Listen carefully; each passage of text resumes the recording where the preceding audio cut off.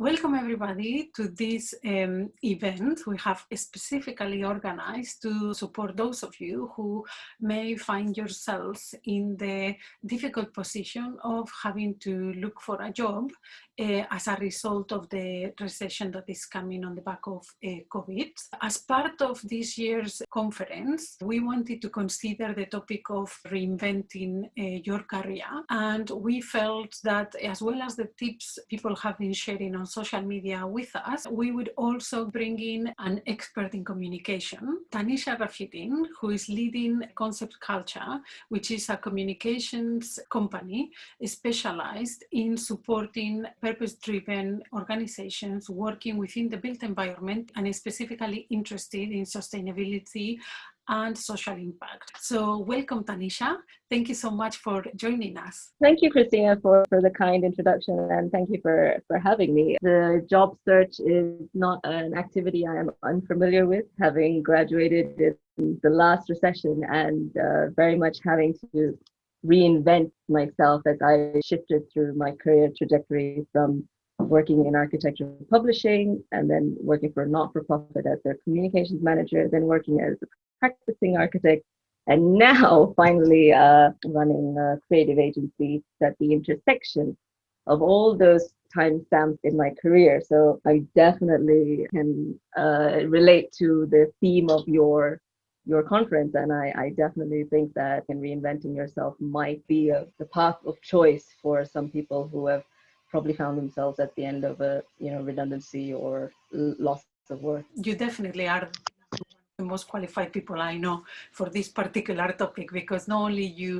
have the experience, but actually you made the change, as you said, in the previous recession. So you know exactly what the challenges that the people in these particular circumstances would be facing, and also the mindset that they may have at this stage. I just wanted to remind everybody that actually Tanisha ran a workshop for us in the beginning of the summer, focusing on personal branding. I recommend that you watch it after this interview. So the first topic that I wanted to discuss, and this is related to the fact that you have your finger on the pulse, have you spotted any trends in the way that people are communicating these days? Primarily, people have been spending a lot of time online, and in our sector, definitely more people are using LinkedIn. It became the avenue of choice for people to communicate. If you wanted to connect with somebody, it's so much easier these days. I think it's a good thing because it helps foster digital habits and break down the barriers of digital communication,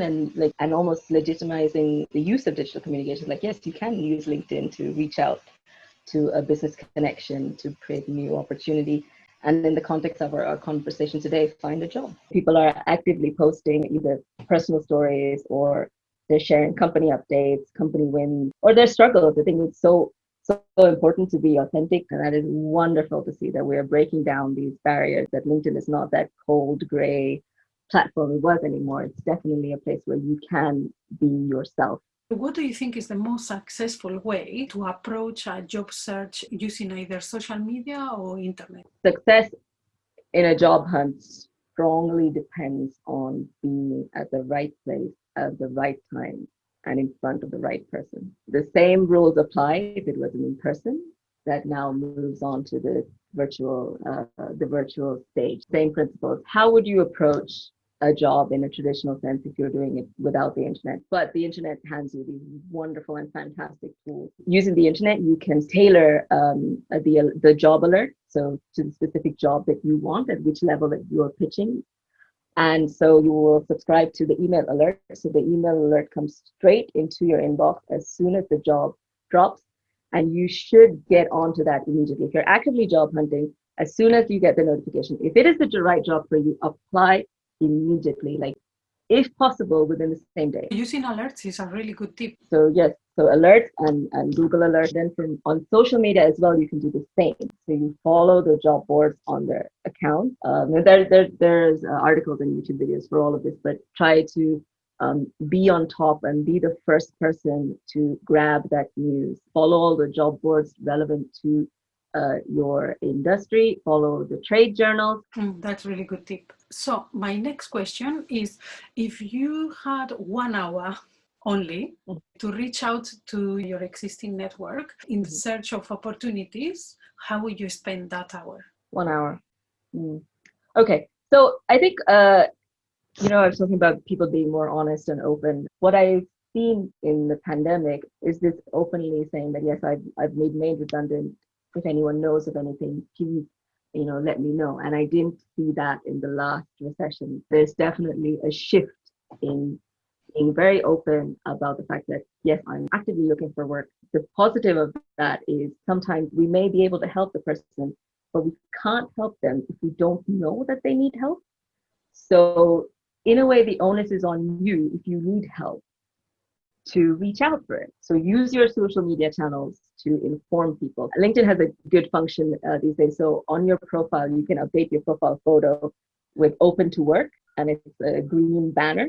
So as soon as your name appears on the feed, then people will become more aware. So it's creating that impression in people's minds that so and so is looking for something. And if something comes down my way, I will forward it to them. The other thing I would do is I would change my LinkedIn headline to looking for work. It's here below your name. So it's very visible that you are looking for work. And then I would create a post and then ask people to widely share and maybe outline what I'm looking for, where I am in my career, and or that I'm opening to pivot or to open to whatever new opportunity. And then if there's any more time left, reach out to very specific contacts who you think would know of a lead or an opportunity for you. And then I would do the same on your other social profiles as well. You can update your Twitter bios, update your Instagram bio, reminding people that you're looking and you're still looking, keeping on the pulse and communicating with your audience what exactly you're about, what your skills are, how you can help, how you can add value is an ongoing process. Make it as easy for someone who is looking for you to find you. And once they find you, like you, and then connect with you, make their job easier to reach out to you and say, oh, I might have something you're looking for. Would you be interested in having a chat? So let's say you're an architect who works in sustainable architecture, follow the sustainable architecture hashtag on LinkedIn, comment on those topics or write a topic of your own. I think not many people in the know the power and the value of using hashtags. So every post have at least 3 relevant hashtags so that when someone is looking for expertise on that subject, your name pops up. That's a good tip, actually, because hashtags classify information. As you know, I did a course on YouTube recently, and one of the things that I learned in that course, I learned many, but one of them was there is a website called Answer the Public, and Answer the Public helps you phrase the title of your post so that when people are typing, Google has it easier to gather the information and bring it to one source and kind of highlight you. So my next question is, what are the 2 questions people for sure should answer in their LinkedIn profile? This is a very good question. So in any form of communication, be it corporate communication or your CV, it's about positioning the information in a way that is valuable to the reader or the person on the other end.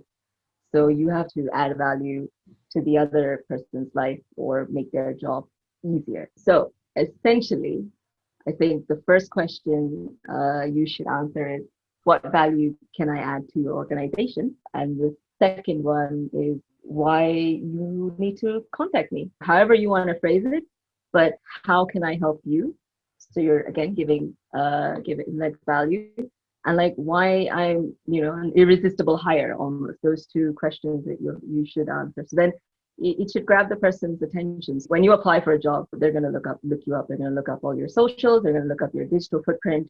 So it's inevitable that they're going to reach your LinkedIn profile. So your LinkedIn profile should be an extension of your CV and your portfolio and your work experience. The other way to approach it is, yes, if this is the time that you are reflecting on your career, think about your why, like why you do what you do and what's your purpose.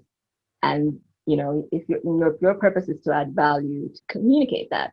So that's your purpose and that's how you add value. So the 2 are interlinked. So maybe if if I don't know, how do I add value to someone's life? Is that more of a difficult question to answer?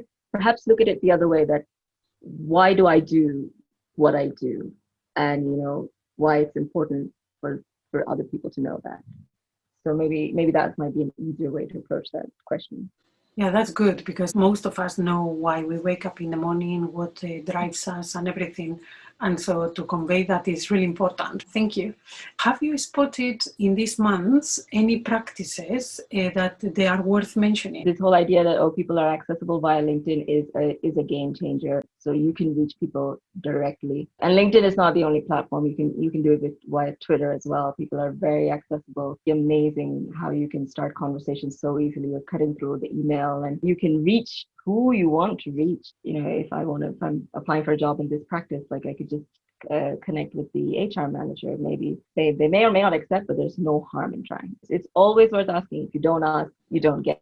Accessibility of people has become easier. Their barrier has essentially broken down. And if you approach LinkedIn in a very personal way, in a customizable way, when you send your invitations, and then when you do your follow-up, people should respond. I think, unless you're doing a hard sale, to learn a bit more about them and connect with them, so they should respond. So I think that's a good thing, and I hope it stays. And that, again, being more personable on social, not being afraid to show yourself outside of the workspace.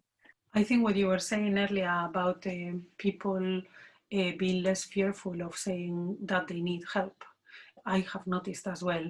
It's a cultural thing as well. So sometimes you don't want to impose on somebody and things like that. Yeah. So I think to know that today you need help, but tomorrow you will be able to help somebody else, I think is really important. Exactly. On that note, Yes. how about new graduates? I was there 10 years ago. It does feel oddly like, a sense of deja vu. Most of you will have social profiles. It's quite unlikely that you won't. So you've already built your digital footprint. Perhaps now might be the time to start positioning yourself. Maybe we were talking about positioning before. Positioning yourself as valuable, as an asset to the company you want to be a part of. Let's say you're a fan of Field and Brackey. I was a fan of their work. So follow their work, study their bio, study their values, study what they're all about, and start posting stuff along those lines. People hire people that share the same values. So this is the start of your journey, and you understanding what your purpose is and what your values are, and align them with the company that you want to work for. If values don't align, it's not a good fit anyway. It's very much about aligning values. So it's a case of building your network. That's what it is. Network. And I know this sounds like really hard, and you'd be like, oh, but I don't know anybody. How am I going to build a network? So you can start with your circle of peer students, and if you've just graduated, your teachers and their industry connections. And again, just reach out on LinkedIn. Someone in a practice sees your profile and it says looking for work. They know why you're adding them on LinkedIn. So maybe give them a chance to get to know you. And once they've added you, the buck doesn't stop there. Now add value. Now show up on LinkedIn every day. Share some opinions. Share a useful article, or share your portfolio. You did a doodle today. Share it. Put your work out there. Then if somebody needs a digital artist, I'll remember. Oh, that's one. I'll go back and I'll say, hey, check out these guys. So that's how these connections happen. Build those networks. Add people whose attention you want to attract. Add them on LinkedIn. Fingers crossed they will respond to you. They should, because they'll know that you're a fresh grad, and they should help you out. I think that it'll be a nice thing for them to do. And once you're connected, attract their attention. So when they have the opportunity, they'll think of you and they'll reach out to you. Lots of really good ideas. I think it's really important that when people send a connection request, they send a message. People just add you and you don't know who they are, you don't know how they relate to you, you don't know what you can help them with. Today I read a really good quote from an artist, Vince Fraser. If the door doesn't open, it's not your door. And I think it's really good. So don't give up. Yeah. continue finding a door that will open, and try to give people the opportunity to help you. You can ask them if they have ideas, if they have suggestions. Don't just tell them that you want a job, because they might not be able to give you a job, but they might be able to introduce you to somebody, as you were saying. So I think that's really important. And then another thing you said earlier off the camera that I thought it was really interesting is maybe this is a time to edit out your social media. So it might be a time to look into what you have been posting and see if it's first relevant, second if it says things that you want it to say about you.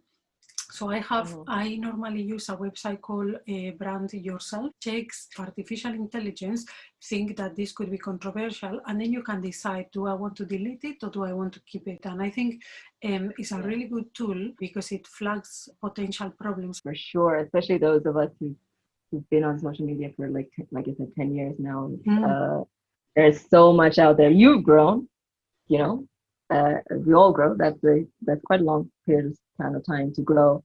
It's really a good idea to go back and archive things that are probably not relevant. Maybe your Instagram, check your Instagram. I know people the first thing they look at is your Instagram profile. So if you are on Instagram and it's a public account, make sure it's the best, especially when you're job hunting, it's the best reflection of yourself. Again, it's not to say that you shouldn't be authentic. That's not what we're saying here. But if there's something that you feel that's probably inappropriate or looks unprofessional, archive those things.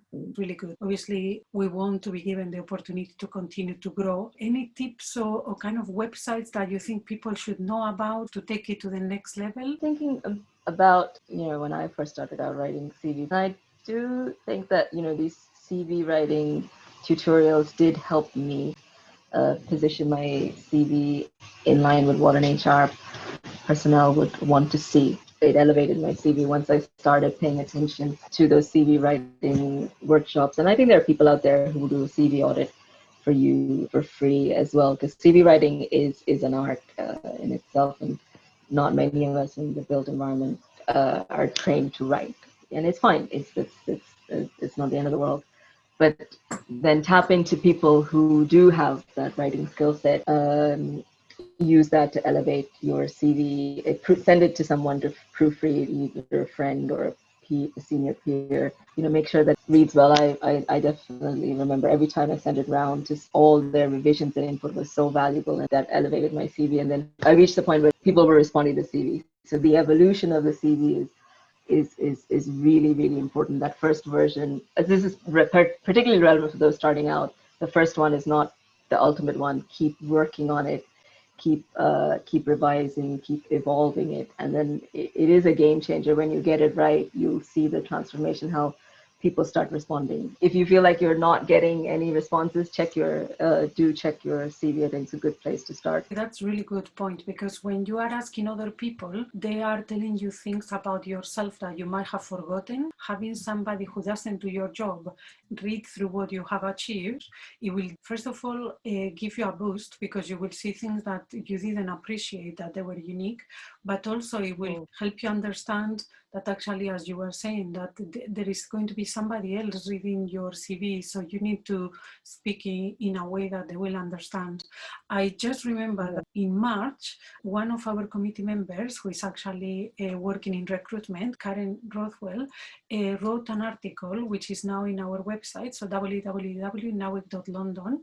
In the blog section is titled Tips and Tricks for Updating CVs, and she gave a few key points that I think might be useful for anybody listening. Yeah, so thank you very much, Tanisha. As usual, a lot of food for thought. Pleasure, Christina. Pleasure. I can talk about social media. I think it's such a valuable tool that we haven't had for so many years. I mean, it's been maybe for, as you say, like 10, 11 years, really properly mainstream. But, we are still learning how to use to make the most of it, and it has a very big potential. So for sure, it's just, like I said, you might think, oh, it's just liking, commenting, or posting. It's not going to get me anywhere, but it all adds up. It all aggregates, and particularly for those starting out, this is the time where you build that foundation, build that network, and I'm speaking from experience because the network that I built paid dividends. It's paying dividends even now. Build those relationships, especially with the sector that you are in, Christine. I'm sure you'll back me up on this. The built environment, it's all about relationships. It's all about referrals. It's all about coming together, because we're a team sport. No building gets constructed, by one person, one single person. It takes a team of people to do it. So build those relationships, and social media is a wonderful tool. Really, I think that's a really good point. It is definitely a team sport. And one final thing I want to say for anybody listening, if you made it this far, Tanisha did a very interesting interview in a podcast called The Business of Architecture, which is actually really interesting because it looks at the business mindset that is required to support the running of a practice, approaching business and finding clients, etc.